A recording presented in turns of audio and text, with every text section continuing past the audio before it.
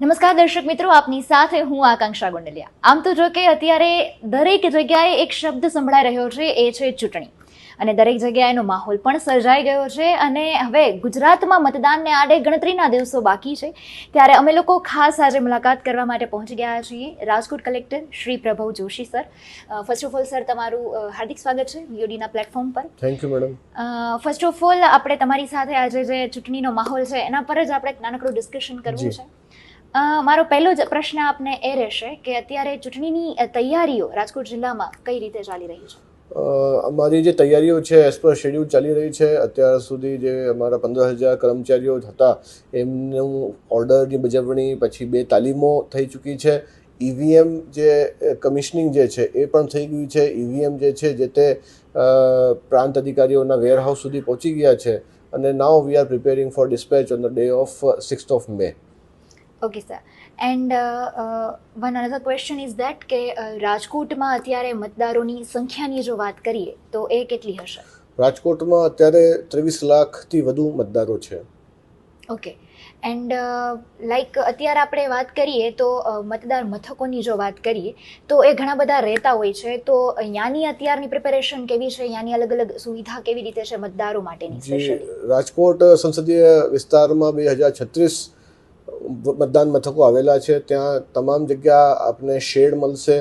પછી અમે NCCના વોલન્ટિયર્સ સાથે ટાઈઅપ કરી રહ્યા છે જે આપને અસિસ્ટન્સ કરશે. એ સિવાય બધી જગ્યાએ બેસિક ડ્રિંકિંગ વોટર, ટોયલેટ, બેસવા માટે ખુરશીઓ એવી સુવિધાઓ અવેલેબલ હશે, રેમ્પ સહિત. ઓકે, એટલે આમ કહીએ તો કે મતદારોને કોઈ ટેન્શન લેવાની જરૂર નથી. આટલી ગરમીમાં એમને પ્રોપર બધી સુવિધા અહીંયા મળી રહેશે.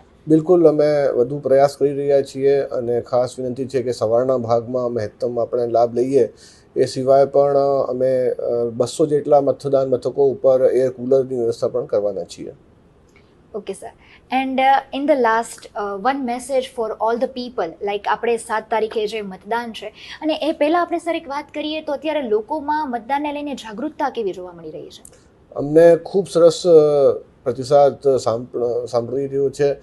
સામેથી ઘણી બધી સંસ્થાઓ આવીને કહે છે કે અમારા ઇવેન્ટમાં આપ લોકો આવીને ચૂંટણીનું પ્રચાર પ્રસાર કરો. કાલે સાયકલ રેલી યોજાઈ. અમે દરેક ગામમાં મહેંદી પ્રતિયોગિતા રાખી છે, નિબંધ પ્રતિયોગિતા, પોસ્ટર બેનર કોમ્પિટિશન, અલગ અલગ ફોરમમાં ચેતેશ્વર પુજારા સાહેબ સાથે અલગ અલગ સોશિયલ મીડિયા ઇન્ફ્લુએન્સર્સ આપ જેવા જે છે એમની સાથે અમે કોલેબોરેશન કરીને નાનકડી રીલ્સો બનાવી છે જે ઘણી લોકપ્રિય થઈ છે. એટલે મને ઉમ્મીદ છે કે રાજકોટમાં ગત વર્ષ કરતાં સારું વધુ મતદાન થશે. યસ, ડેફિનેટલી, બિકોઝ આ વર્ષે ડિજિટલ પ્લેટફોર્મનું છે તે બનતા સુધી લોકોએ ઉપયોગ કર્યો છે ને તેના થ્રુ આપણે પ્રચાર જે કહીએ કે ચૂંટણી માટેની જાગૃતતા અંગેનો પ્રચાર કર્યો છે. And in the last one message for all the youth and all the people of Rajkot કે 7 તારીખે મતદાન અંગેનો.